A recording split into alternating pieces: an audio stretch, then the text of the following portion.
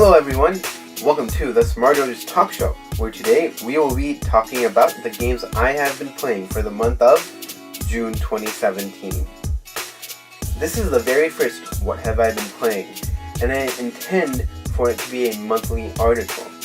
The premise for this is, as the title says, I will be talking about the games I have been playing for each respective month. What you should expect from these are my first impressions on the games, some stories I have with each game so far, and, if I finish a game, my overall opinions on the game.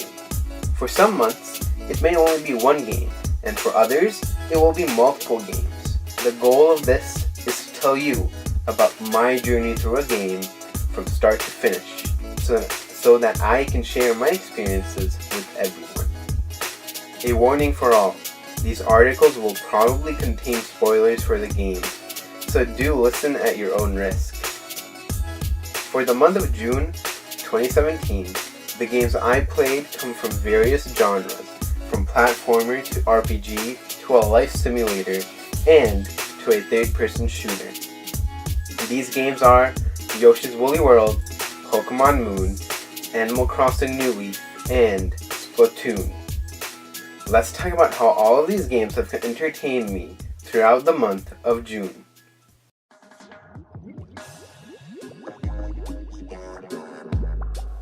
Number 1, Splatoon. I brought Splatoon on June 10th, 2015 through Amazon and received it on June 12th, 2015, and I have been playing the game since that day. This month, I told myself I will play the game for one last week and then take a break until Splatoon 2 releases on the Switch. During that 1 week, I vowed to myself one thing: to play the game with all my heart for one last time each day, and I did exactly that. I played with all my friends, and we made memories that will last a lifetime. I made sure to use and learn weapons I had never used before, and these include the Blaster class, the Slosher class, and the Splatling class. I asked friends who made these weapons as well as watched videos so that I can learn to master them, and I did, to the extent that I could in a week. I did, however, on the last day, use my love, my main since I laid eyes on the weapon, the NZAP 85. I made sure to keep the reputation of my NZAP 85 going, and it will always be a legendary weapon in my book. I also made sure to play the campaign mode one last time, and it brought back so many memories. I remember the first thing I did when I pumped the disc into my Wii U back in 2015, and that was play the single player. Every single level was very fun and invited challenge. But when you play the campaign mode after being a pro with the game, it's a cakewalk. So I made myself challenges, like I can only use my sub-weapon, or I can't turn into squid form, etc. And it made the single player so much more fun. After doing all the 27 campaign levels comes the finale, the boss of the single player mode, DJ Octavio. That was one fine boss battle, with all the right elements from all the previous levels, and it incorporated each and every one in a unique way. Playing the campaign mode made me more excited for Splatoon 2's single player, as that one looks to be a lot more content heavy and builds upon the first one. Finally, I would just like to thank not just Nintendo and the developers for making this game, but all the people I met through this game, from competitive Splatoon to casual. It has been an honor to play this game with all of them. The week of June 5th, 2017 was an amazing one, where I was able to enjoy the very first Splatoon to its fullest extent for the very last time. And June 12th, 2017 will now become known as the last day I played Splatoon.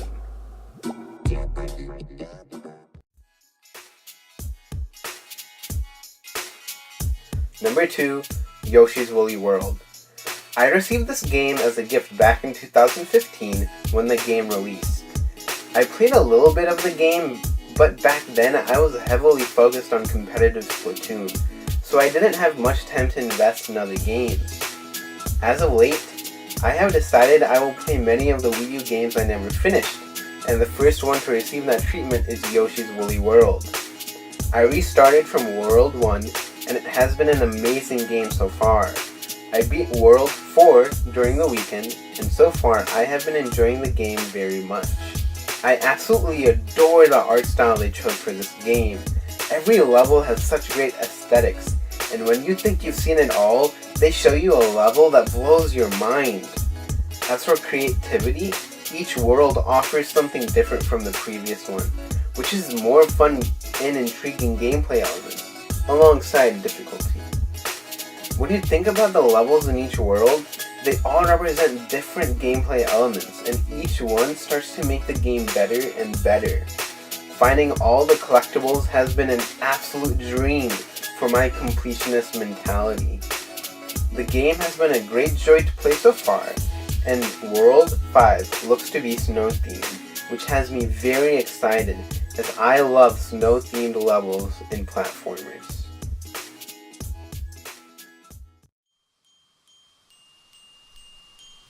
Number 3, Animal Crossing New Leaf.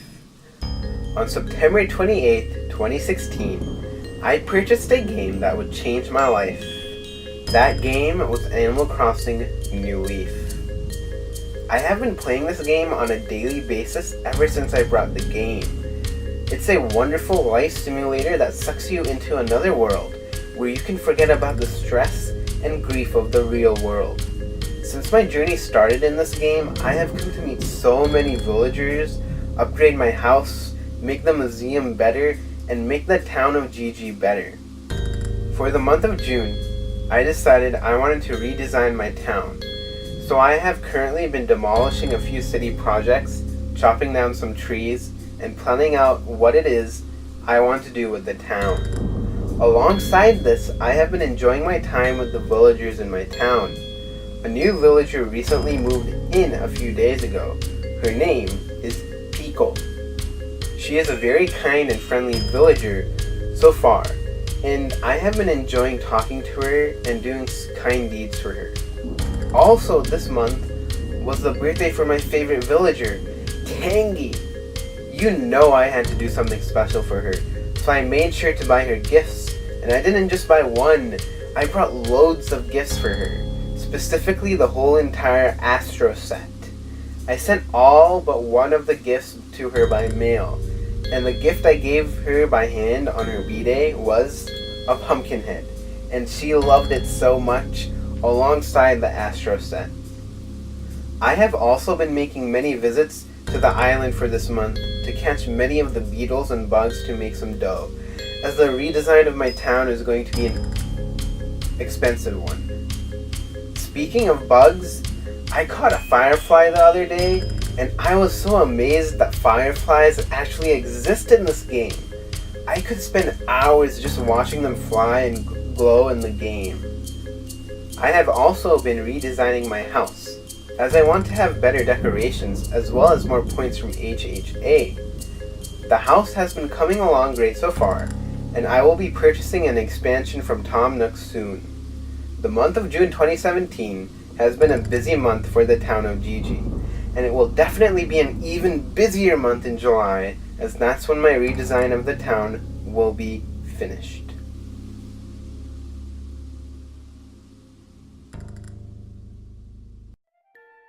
Number 4, Pokemon Moon.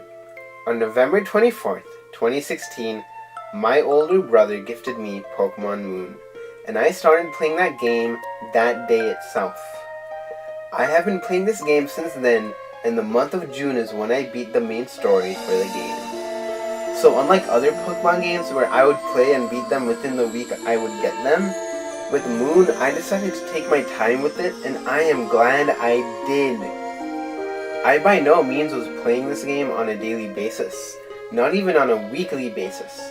But whenever I played this game, it was easy to pick it back up and enjoy the game.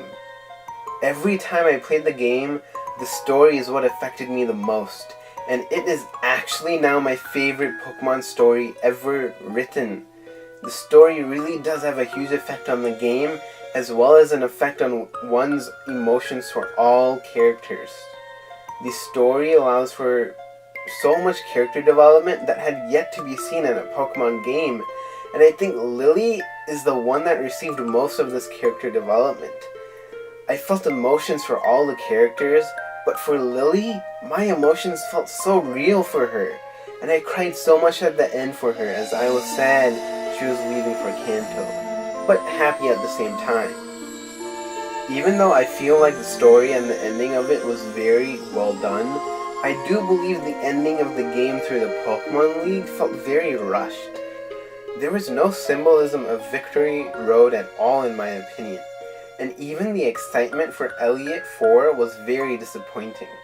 I wanted to see new characters for the Elliott 4, and all we received was one new trainer and 3 other trainers we had already met.